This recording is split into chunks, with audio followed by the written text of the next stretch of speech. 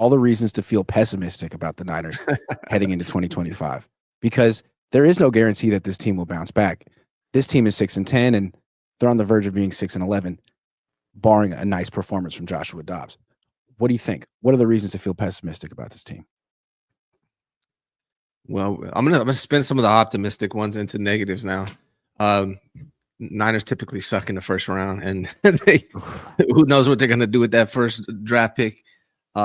They're only 30%. I think they're batting 30%, 300. I think that's pretty good in baseball, actually. But from NFL draft stands in the first rounds, I don't have a ton of confidence they're going to make a great pick there. I hope they do.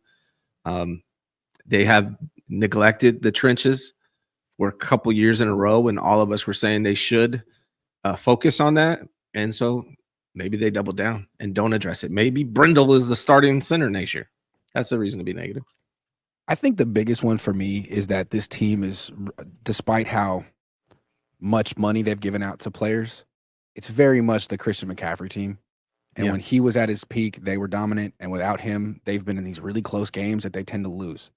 So if he comes back and plays like he did for the first year and a half that he was on the team, then there's every reason in the world to be optimistic about this team. But I just don't see that happening realistically. He'll be 29. He's had Achilles issues. He's has knee issues. Like, we're not talking about broken bones here. We're talking about his body starting to break down as he approaches 30 years old. So will he be better than this year? I would expect so. With a full off season, maybe he'll play 8 games. Maybe he'll play 12. But will he be someone that's in the running for Offensive Player of the Year? Probably not. Also, I would expect the Niners to draft a running back. Kyle does it like almost every year. They'll probably be more insulated for when he misses time or just have more depth at the position in general. But still, without Christian McCaffrey scoring 20 touchdowns, what is this team?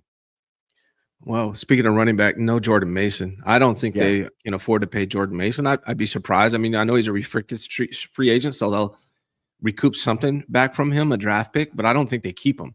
And Jordan Mason is the best running back on this team this year. He was the best running back. So they're going to have to cross their fingers that Correndo can step up and play a big role if Christian goes down, or they're going to have to find somebody in the draft that can help there. So that's another reason to have some hesitancy about them being good. Unless Christian McCaffrey returns to being that dominant player, I think that the red zone offense could still be an issue because I think it was so good in 2023 because he scored touchdowns and Debo, those two. So if Debo's not on the team and Christian isn't, he scores 8 touchdowns instead of 20, then they could still have issues scoring. They could still be in close games. And if they're in close games, their quarterback's still going to be Brock Purdy most likely. And I think we've seen that he's not exactly the greatest clutch, close game quarterback, whether he's winning, whether he's losing. He is much better when he's up big or when he's just in the first half in general. He just doesn't seem like much of a closer. Yeah, I think, what you brought about Brock Purdy, or excuse me, CMC, that's another reason I think this team was old this year and they struggled. And statistically, like, it's not my opinion, but statistically, younger players on their first contract are more healthy than older players and so this old team that was super unhealthy this year is going to be a year older. Now, they do get that extra month to rest or whatever, but I'm not sure that that's enough to make up for an old team now being a year older. Is Debo going to bounce back after struggling this year? Like, if he's on the team, I don't think so. Is Trent Williams going to be better next year? I doubt it. Is he going to play 15 games next year, Trent Williams? I don't know. Yeah, I doubt that. Is Christian McCaffrey going to play 15, 16 games next year? I don't know. Yeah, that and Kittle, fantastic this year. Yeah. Maybe he'll be just as good next year, but he's a year older too. He's getting older, and at some time that hits. Fred Warner's a year older. Like a lot of these dudes, he played through an injury all year too. I mean, so that's another one you have to. Yeah, those are 2 big ones. Yeah. So getting older in general, I think, is a problem. Another one. You got one? I got another one. Go ahead. Kyle doesn't seem to want to change much. I was going to say year in, year out, and it feels like teams have kind of figured out him and Brock and how to play against this offense. And if Kyle continues to not want to change up what he does, it's just going to be the same thing that we saw this year as far as how defenses play them and the struggles they have, particularly in the fourth quarter and in the drop back passing game and things of that nature. So that's one reason to feel pessimistic. We've seen this before. Only 2 head coaches in the history of the NFL, I believe it's John Madden and Bill Cowher, or Bill, the guy from Bill Pittsburgh. Cowher. Bill Cowher. Yeah. Those are the only 2 coaches in the history of the NFL that have won a Super Bowl beyond 8 years with the same team. Madden did it in year 8. Yeah, Madden. Cowher, I think, did it in year 16. Yep. So we only got to wait 8 more years if he has a. Yeah, I'm sure, because he's the next Bill Cowher. They have a lot in common. Yeah. Reasons to feel pessimistic. I mean, yeah, Kyle's Kyle. We know who he is. He doubles down. He's more concerned about winning sort of debates or arguments with his critics than doing what's best for himself and his team by proxy. I think he's more concerned about his legacy than what's best for his team. And I think his team knows it. I think doesn't have the same support he had a few years ago. And until he's willing to say that he's a big reason, like Kevin O'Connell had a clip, came out in a press conference today or recently, and he was said that in team meetings, he always makes it a point to point out his mistakes and to give players credit. Like, this was a bad call. I don't know what I was doing here. Well, in this situation, I let you guys down. You guys bailed me out. Thank you. As opposed to him being like, you were good, you were bad, you were good, you were bad. I'm above reproach. So I thought that was really cool. I'm not saying Kevin O'Connell's the greatest coach in the world. He's having a great year. He's actually having a pretty good tenure so far. Played in the league. It seems like he really understands modern Gen Z athletes. And I liked that approach. It seems like it made a lot of sense. And I'm not saying Kyle doesn't do that, because I'm not in the meetings, but it would seem slightly out of character for him, and maybe he should give it a shot. This is the point that I've been making for 2 years now, 3 years now. When it comes to Kyle Shanahan, I love that he came out and said that, because I've been saying this over and over again, and half the fan base thought it was ridiculous when I would say that. But Kevin O'Connell just came out and said what he does by taking accountability in front of the team, and he did it in front of the press, which is also important in my opinion. And then he said why he does it. Right. That is what I've been wanting to see from Kyle Shanahan. And again, he maybe does it behind closed doors, but when you don't take accountability in front of the press, what you're telling is you're not showing your players that you're willing to do that in front of the fan base. And that is important. Like, for Kevin O'Connell to come out and say those things to the press, his players are going to hear that, watch that. Not only does he do it in their meetings, but he's willing to do it in front of everybody. I think that's extremely important. And it's the message I've been preaching for 2-3 years. And I was really glad that he came out and said that. I think one of the big trends in the NFL this year is a lot of the coaches who are having success aren't just scheme guys. Like Mike McDaniel isn't having a ton of success this year. Kyle Shanahan isn't having a ton of success. Like, the coaches that are doing well are guys who are really good at setting a culture. And I think that you could argue that maybe guys who do that really well are harder to find than guys who have good schemes, and that, schemes are like fads. They come and they go. And there are coaches like Cliff Kingsbury and maybe Kyle Shanahan too, who are really good coordinators, but not necessarily true head coaches who can set those kind of cultures. Jim Harbaugh, Dan Campbell, even Nick Sirianni's annoying self seems to work with that team and that particular culture. I mean, he's never had a losing season.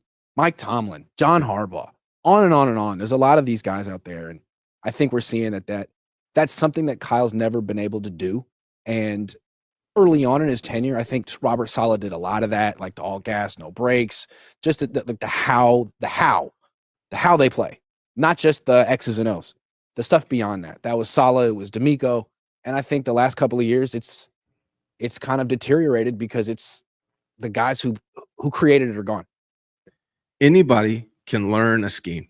Yeah. Anybody, any coach in the NFL can learn a scheme. Like, scheme is probably like, it's what you do with the players. That's what makes a good coach, right? Anybody can learn a scheme. You could study under Kyle Shanahan for 2-3 years. It's not rocket science, it's football. And understand. Kevin O'Connell did that. He went to the Rams, learned under McVay. Got it. There. Thank you. Thank you. Now let Thank me you. apply it Yeah. how I want to apply it. Let me Yeah.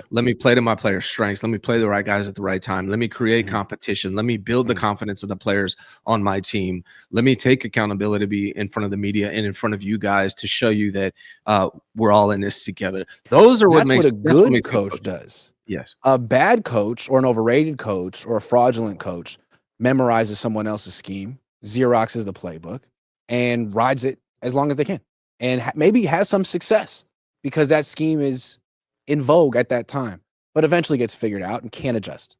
Yeah. Saw it with, I mean, in the 90s, Mike Holmgren in Green Bay was like that dude, and every team wanted coaches off of his staff. And there was John Gruden, there was Steve Mariucci, there was Andy Reid.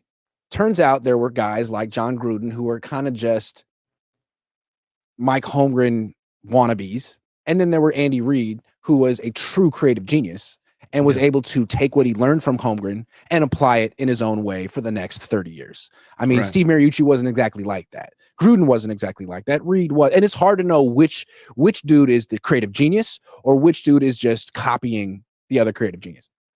That's what I'm saying. Like at this point, right? Like a perfect example. Mike McDaniel knows Kyle's scheme. I'm not saying he's a better coach necessarily. There's probably things he is better at than Kyle. There's probably things he's not, but he understands the scheme. He applied it, and now it's about what kind of coach you are, right? Like at this point, anybody that's been in Kyle's staff for a long period of time should know his scheme. People throughout the NFL should know his scheme. They do know his scheme. They run his scheme, their own variants of it.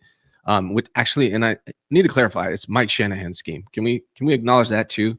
It's Mike Shanahan's scheme, and it's been around for a long time, and a lot of people understand that. So at this point, like the scheme is like you can find a million people that understand the scheme. It's about how you coach your players, and how you create the culture that matters more than anything. And I think he's not the best at that. And He's that's got to find a way to like reinvigorate this team. And I don't know that he's necessarily the guy to do it because he doesn't have any energy, any Robert Sala. enthusiasm. He doesn't have any enthusiasm, and he doesn't like playing young players. So, and he's not going to change. Another reason to be pessimistic, he's not going to change his defensive coordinator. Nick Sorensen is probably coming back. They're probably going to have the same vanilla zone defense rush four that they had this year, and they'll try to, improve it by getting some better D linemen and improving the 4-man pass rush so they don't have to blitz as much. But they're not really going to change much about the defense other than adding some players. They're not going to change much about anything. No scheme change, no philosophy change. And that's your scheme is old. You have 8 years of tape on what you like to do defensively and offensively. The longer that continues, unless you're willing to evolve as a coach and with your scheme and what you're doing on the field, it's just another year where everyone's familiar with exactly what you like to do, and it makes it that much harder. They're going to have another reason to be pessimistic. They're going to have a bunch of dead cap on the books for Eric Armstead, and they could have even more on the books from Deebo Samuel. Yeah. They'll either have Deebo Samuel on the team or they'll have dead cap from Deebo Samuel. Either one is not good. I should have thrown in the optimistic. They don't have to pay Trey Lance this year for the first time, which is good. Who knows? Maybe they re-sign him. Yeah, that'd be interesting. Yeah.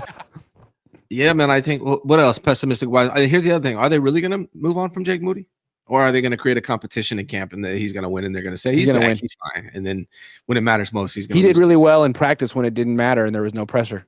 Yeah. Oh my God, he missed a kick in a game. Yeah, but he was good in practice. Here's another one. The history of 49er players being good after they get paid. Is Brock Purdy going to be good after he gets paid? Because I think it's about 80% are not. How many were? Kittle, Warner, Bosa. Kittle, Warner, Bosa. Bosa. And Bosa isn't exactly $34 million a year good, but he's good. Bosa's not good at it. But he declined, though, after his contract. Yeah. He did. How many guys didn't decline after their contract? So those two, 85 and 54. That's it. Yeah. Trent, because Jennings, but he only got a 2-year extension. It wasn't like a 4-year mega extension. Trent is the only one because he's just good. Like, if he deteriorates, it's because of age, not because he doesn't play good anymore. But, that's it. So that's a concern. Like, I do think Brock Purdy's character, he has a good character, and I still think Brock's going to try to play just as he's going to try as hard as he has previously. But you never know, man. If you're set for life, it kind of changes who you are as a person. You mentioned that this team either makes the NFC Championship game or misses the playoffs. I don't see this team making the NFC Championship game next year. So ipso facto, what does that mean? They miss the playoffs based on history. Yeah. Yeah. I mean, the Rams look decidedly better than them. But their schedule is so. Here's another reason to be pessimistic. I said this as the reason to be optimistic too. But there's the fact that their schedule is so soft. They're not going to be tested much until they get into the playoffs. They lost to the freaking Dolphins. Another reason to be pessimistic. Yeah. Yeah. Like this team has lost to teams that won't make the playoffs this year.